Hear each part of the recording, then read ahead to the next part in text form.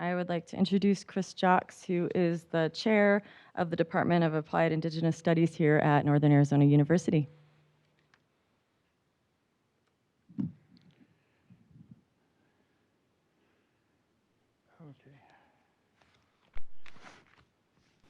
All right. Thank you, Allison. Good morning, everybody. Watkwanu Feradu, Tanu Segun Sewagwego, Rowanyanti and Jets Gatawage, and Ijawage, and Skalewage. Yayak Niwaso, Zadego, not that we go Seriago. I'm originally, and still am, as far as I can tell, Mohawk from a place called Ganhawaga near Montreal, Canada. As Allison just mentioned, I recently was asked to take over chairing my academic department here at NAU, the Department of Applied Indigenous Studies. I've been living here at the foot of this sacred place, this sacred being, for 9 years, and have been, to the extent that I can, trying to help out here in the community. I probably learned more from that than I have in my academic work over the last few years. I mentioned, I greeted you in Ganyangeha, our Mohawk language. The key word there is what? When I say that word, by the way, I was not brought up with the language. I'm still very much learning it. But what I was told is when we say that word, our responsibility is to recognize our relationship with everybody that we're speaking with and to be grateful that they are here, that everyone has arrived here safely. For some reason, Mohawks have this reputation for being pretty, how shall we say, adamant about many things, but we also very much care about everybody's safety. Every time we greet each other, you're safely here. So I am glad that you're here. All right. I guess I would start off by saying that, what else did I mention? I mentioned I'm from Ganhawaga. I mentioned that I sit with Bear Clan when I'm back home in the Longhouse. So that means I probably have distant relatives here as well. What else? I'm carrying 68 winters, which is how we're supposed to always tell people how old we are, just so we can, because our relationship words all you have to distinguish between whether you're older or younger than somebody. Force of habit, I guess. All right. My title to me sounds a little pretentious, Pathogenic Boundaries in Language and Law. Pathogenic just means something that causes pain. And that's what I'm going to talk about. I'm especially going to foreground the importance of words. Those of us who were brought up in an indigenous way, many of us, at least people that I meet, my students in particular, are taught that words are important. They are not merely codes that represent something. They're not merely bits that you can send along a computer to convey information. They have stories that go with them, and we are brought up, if we're brought up in this way, to carefully consider the words that we use. All right. So I've introduced myself. My purpose here is to introduce this session, to get this session started. People are following me who are carrying specific knowledge from specific places and a lot of experience with the topic that at hand here. This biennial meeting is on science and management on the Colorado Plateau. I'll talk a little bit about science in a bit, but I was thinking of management. I've been full-time teaching for 9 years, and now I'm a month and a half into my job as chair of the department. I'm learning about management. I think some people, it might make them feel powerful. I approach that job and my responsibilities in a different way. That managing means I am, in a sense, the one that's called upon to assist everyone else. All right, pathogenic language. Yeah, you can sure read that.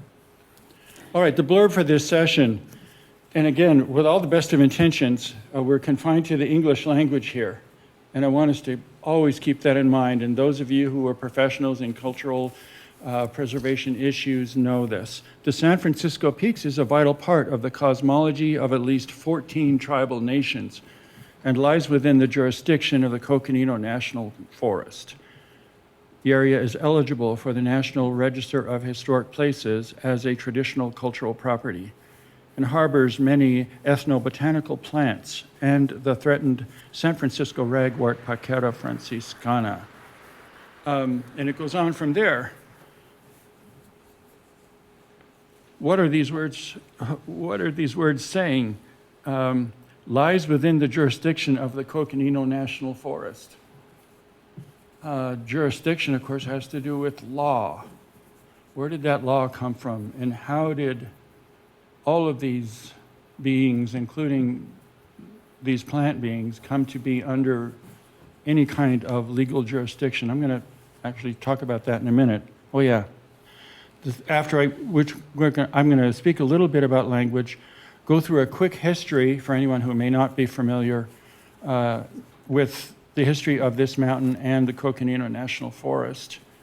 Go back to some pronouncements of law, and then conclude by referencing resilient and resisting communities. All right. Traditional cultural property is something that many of our indigenous governments are diligently trying to have fully recognized under the tenets of U.S. law. And yet when we think about this word, it cuts.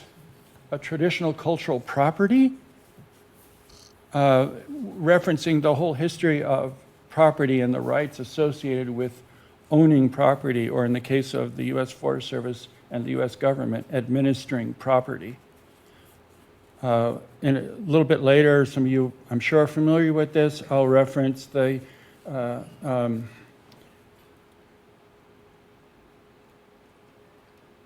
U.S. Supreme Court decision in the Ling case, which describes how the United States as the rights of the United States as property owner of national forest land, in this case in Northern California,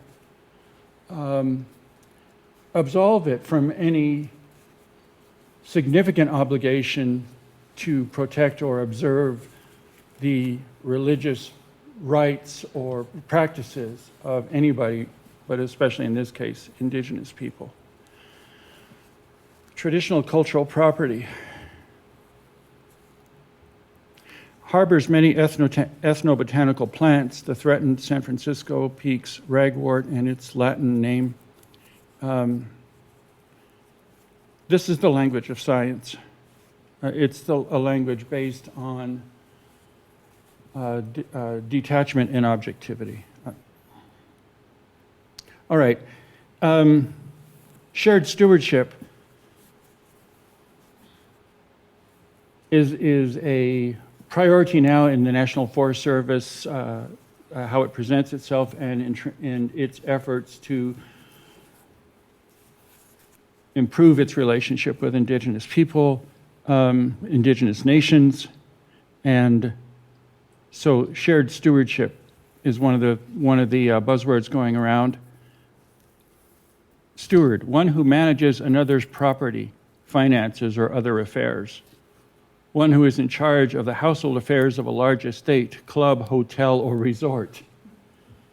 All right. Then, well, hopefully, I should have tested this first. I forgot.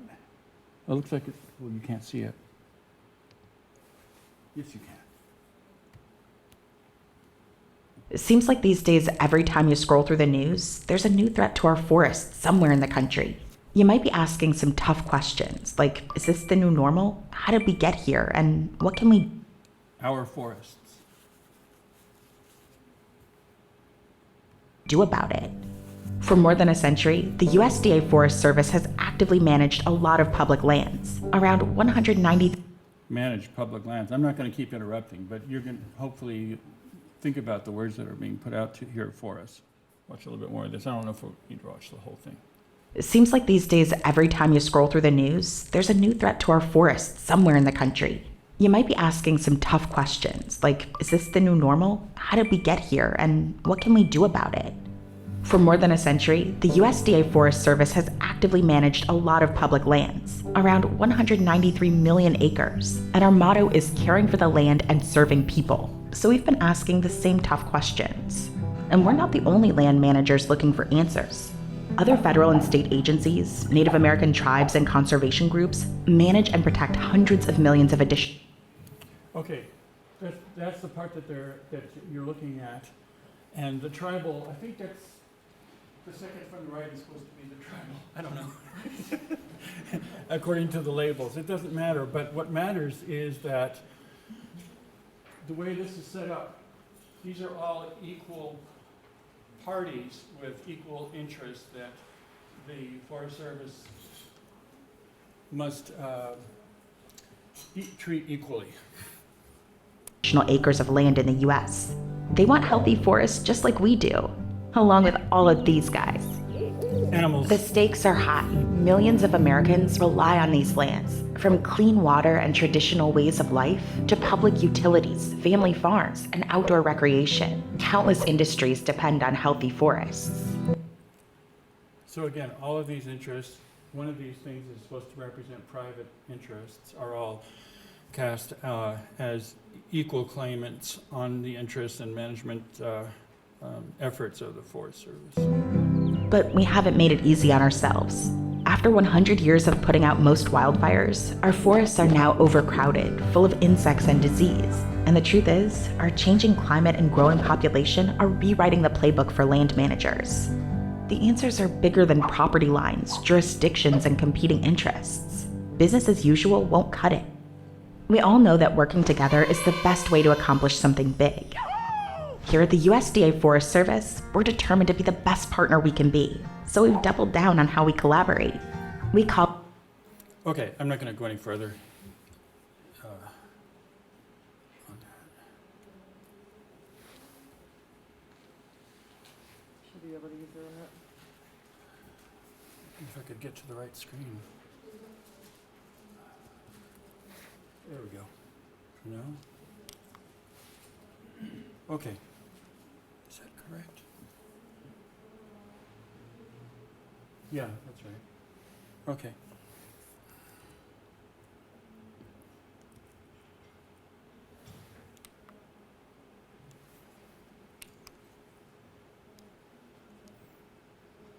All right.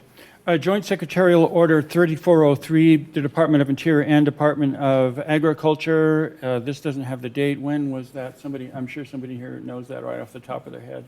It was this summer, wasn't it? This summer? Wasn't it? Okay. Yes, I believe it was recently. Okay. This Secretary's order is issued by the Department of Agriculture and the Secretary of the Interior to ensure the Department of Agriculture and Interior and their component bureaus and offices are managing federal lands and waters, federal lands and waters, in a manner that seeks to protect the treaty, religious subsistence, and cultural interests of federally recognized Indian tribes, including the Native Hawaiian community. That such management is consistent with the nation-to-nation relationship, et cetera, et cetera. See, now this isn't changing. Hope. Oh, now it is. Okay. Again, stewardship of federal lands and waters. The interests and protecting tribal interests. It's embedded in the language of interests and rights. Where is the language of responsibilities? Is my question.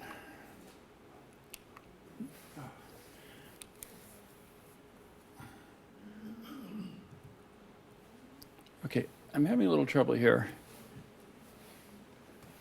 this is advancing, but I can't see it here. There's probably someone better with a PC laptop in the room than I. So Oh, I got it. I'm sorry. Here we go. All right. History. How did the U.S. government, in the case of the Forest Service, claim to be the administrator, manager, and, according to the decision in Ling, owner of this mountain? Start off with the Treaty of Guadalupe Hidalgo on the upper left, which, of course, brought an end to the Mexican-American War and transferred the land supposedly from the King of, from Mexico to the United States. This is the Organic Act that established the territory of Arizona in 1862. Land that was not privately owned and or settled was deemed to be public domain, land owned and controlled by the state or federal government. And in 1898, that land, the land upon which the mountain resides, was transferred to the San Francisco Mountain Forest Reserve, established by order of the President of the United States. And as Rose Hauk, who's my neighbor here in Flagstaff, indicated and researched in this book, Mountains Know Arizona, at the time when this happened, there were virulent protests against this action by citizens in Williams, in the town of Williams. Why? Because at that point in time, 1898, I'm sure many of the citizens in Williams assumed that it was their right to take as much timber off of that mountain, these mountains, as they could.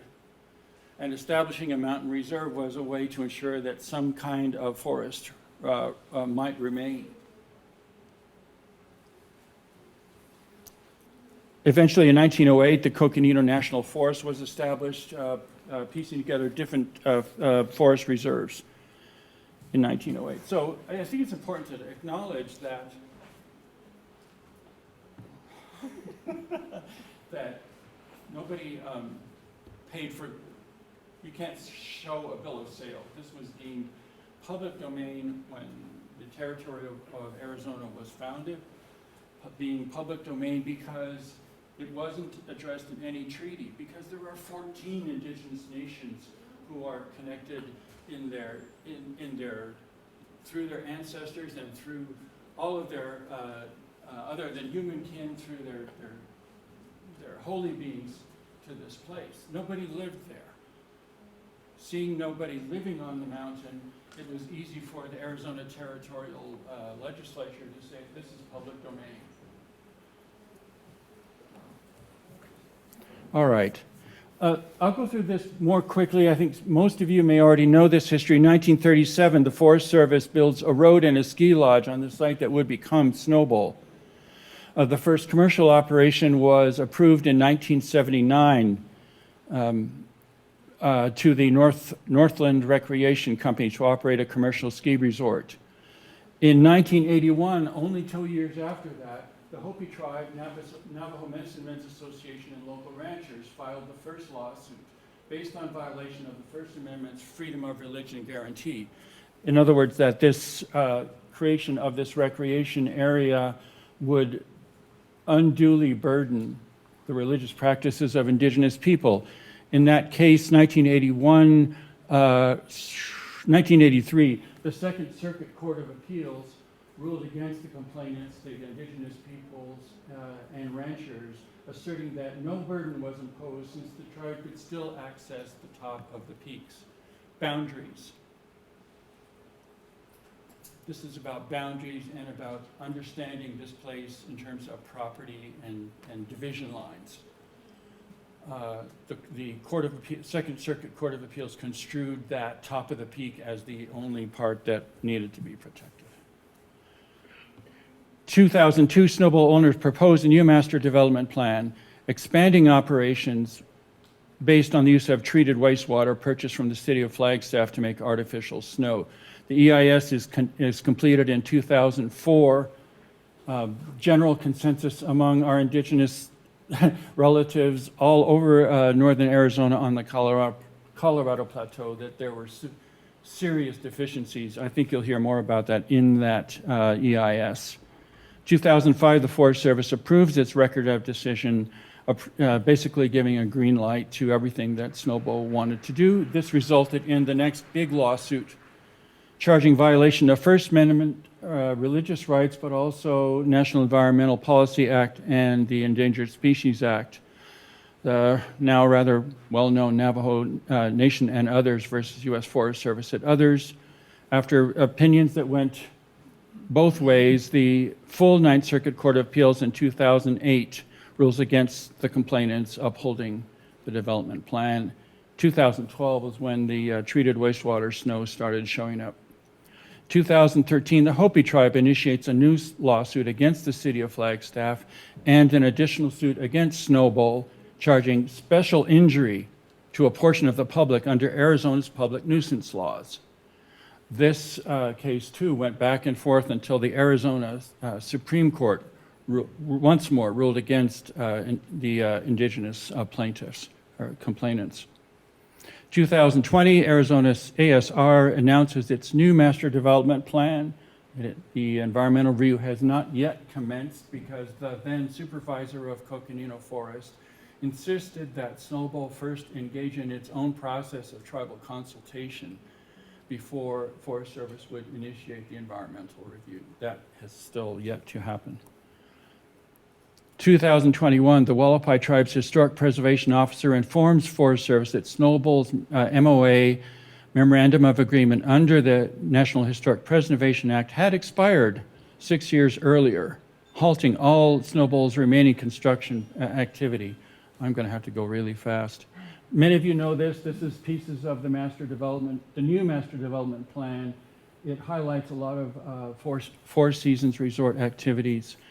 I'm going to have to even quickly go pass over this. Citizens and scientists have been documenting what appear to be violations of Snowball's special use permit over the past couple of years.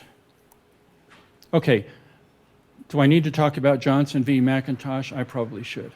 On the discovery of this immense continent, the great nations of Europe were eager to appropriate to themselves so much of it as they could respectively acquire. Its vast extent offered an ample field to the ambition and enterprise of all, and the character and religion of its inhabitants afforded an apology for considering them, the Indians, as people over whom the superior genius of Europe might claim an ascendancy. This court opinion is still being cited today.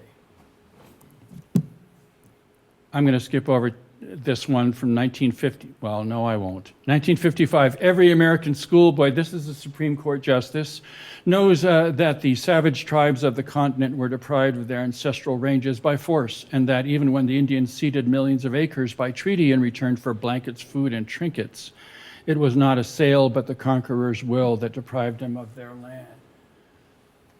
The justice in this opinion insisted that I'm not sure to pronounce it correctly, but that the Tlingit nation that had brought suit that their forests were being taken by the U.S. Forest Service without compensation did not deserve to be compensated. Ling versus Northwest Cemetery. This is the one I've been referencing. The United States, as property owner, has a minimal obligation, is only liable for its actions that affect indigenous religious or spiritual practices if it specifically punishes an individual for practicing their faith or coerces an individual into violating their faith. I'm going to skip Justice Scalia. This is the one I wanted to make sure everyone has heard. This is in the Navajo Nation and others, the 2008 ruling from the full Ninth Circuit. The only effect of the proposed upgrades is on the plaintiff's subjective, emotional, religious experience. This is not a burden on the practice of religion, simply on subjective, emotional, religious experience. If you read, this is easy to find. The presence of recycled wastewater in the peaks is offensive to the plaintiff's religious sensibilities. Think about this language. This is supremely paternalistic language. And it separates religious practice into something that's real and this emotional stuff that is not real. Nevertheless, under Supreme Court precedent, Ling, the diminishment of spiritual fulfillment, serious though it may be, is not a substantial burden on the free exercise of religion. There's a chance that parts of this ruling may be overturned in the Ninth Circuit again today in the Oak Flat case. I will simply conclude that, as I mentioned, that I have had the moving here to Flagstaff 9 years ago. I took it upon myself to try to be involved in our community, and eventually I became part of this group that started in 2015, the Indigenous Circle of Flagstaff.